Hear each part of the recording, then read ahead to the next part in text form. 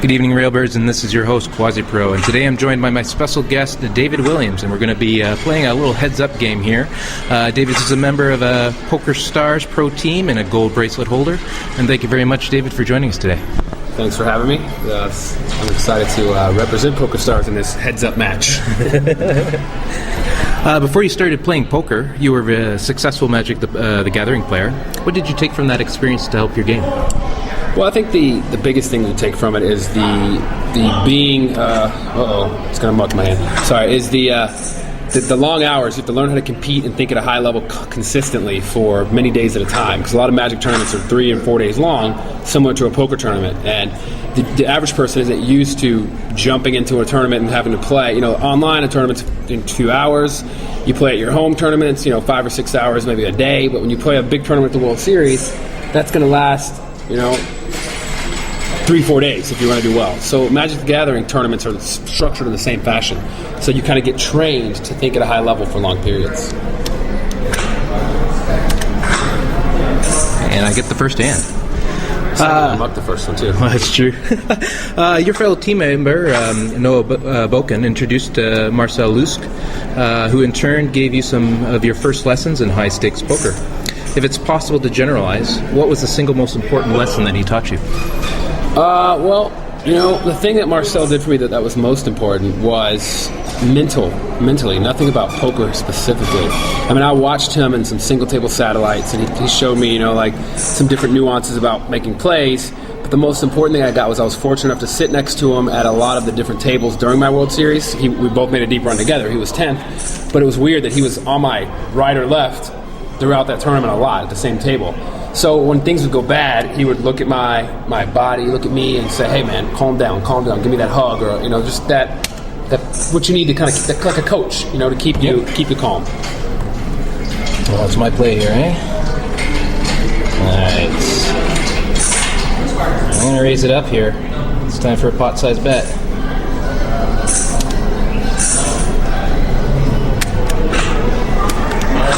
I'll show you. I'm beat, I'm sure. I had the top pair. If I can figure it out. He had a queen. I had a queen. I had second pair.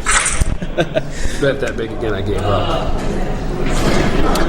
You were the runner-up in the 2004 World Series main event that Greg Raymer eventually took down. Although it must have been crushing to come so close to the gold. What did you take from that experience to propel your game?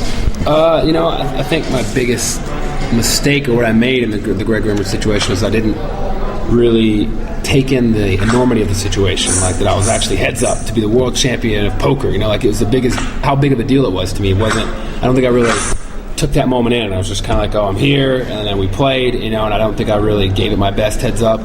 Got second, but if anything, that made me a lot more hungry for future success. So maybe it was a good thing, and it allowed me to get where I am today. Because now I want to win so bad, I just fight. And when I got heads up, say at the World Poker Tour, I realized that this is a big deal. This is a rare opportunity. Make the most of it right now.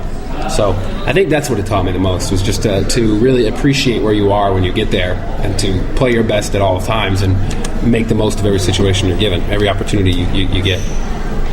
Awesome. I'll let you take your turn there. Oh, I'm not betting. Oh, that's a big tell. Sometimes you act weak when you're strong, and you act strong when you're weak, like they say. I'll put you to the test. The pot only has 400. Yeah, I know. All right, well, double the pot. I don't have anything. I did have an 8. But I had the straight. Nice. Do I ever get to open? It seems like you have the button every time. Let's see here. I'm going to raise her up. You raised to 1,000, 5 times the big blind. I'm calling with this junk. And that is a junk flop, but I'm going to check it. Alright, well, I'm going to raise her up there. What's the pot at now? 2,000? Sure, we'll put her up to 2,000. The good news is I have enough for an all-in that can maybe get him to fold. Oh, no, he's I'm calling. I got the set. I have a flush draw and a straight draw, no straight draw, but yo! That's it. Congratulations. Nice match. Actually, congratulations to me. Okay, we'll finish up here. You were the recipient of your first gold bracelet in the 2006 1500 7-card stud World Series event. Do you consider that your strongest game, or do you prefer other poker disciplines? I play every game. I mean, I think I play them well. I have a lot of success in mixed games and 8-game tournaments. I don't think stud is my strongest game. I mean, it's one of my stronger limit games, I would say. But like I said, I cut my chops or grew up playing limit hold'em, so that was like my bread and butter game, and I have some success in that. So, but I just don't enjoy it as much. I think no limit hold'em and pot limit Omaha are my favorite games. But as far as my strongest, I don't know. I just know that Omaha 8 or better is my weakest game. I just don't have the patience for that game. I just play too loose, and to be successful in that game, you really want to be tight. Your mother, Shirley Williams, she's also a poker player. She's played at quite a few events. In fact, she outlasted you in the 2006 World Series of Poker main event. Does she make a point of reminding you about that as often as she can? No, my mom is very humble about. I mean, my mom. That's the thing. A lot of people say, "Oh, your mom outlasted you," but they don't realize that the main event is such a big event that anybody can go a lot deeper by playing tighter because you get so many chips, and that doesn't necessarily mean you're playing better if you're not taking any risk.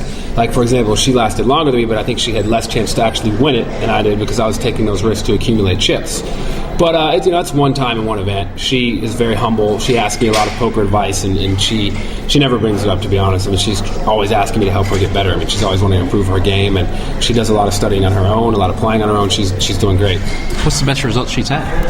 Well, I get text messages all throughout the night because, we live on different time zones and she travels.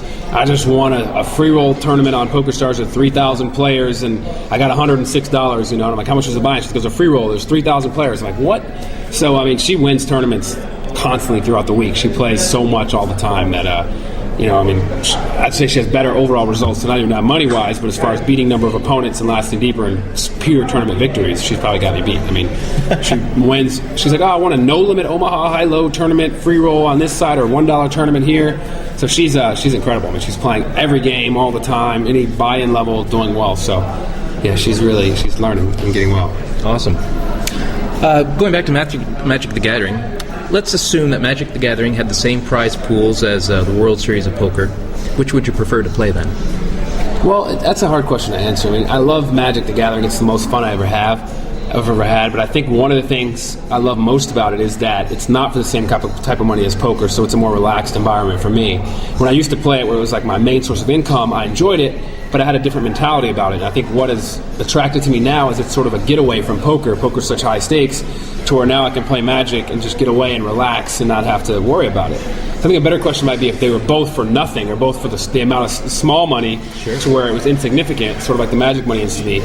I probably will play Magic, but I really love playing poker too. I mean, I play poker all day, every day. When I'm not here at the Rio or somewhere, I'm online playing on PokerStars at the same time as playing Magic online. So I don't think I would really pick. I mean, I love them both for different reasons.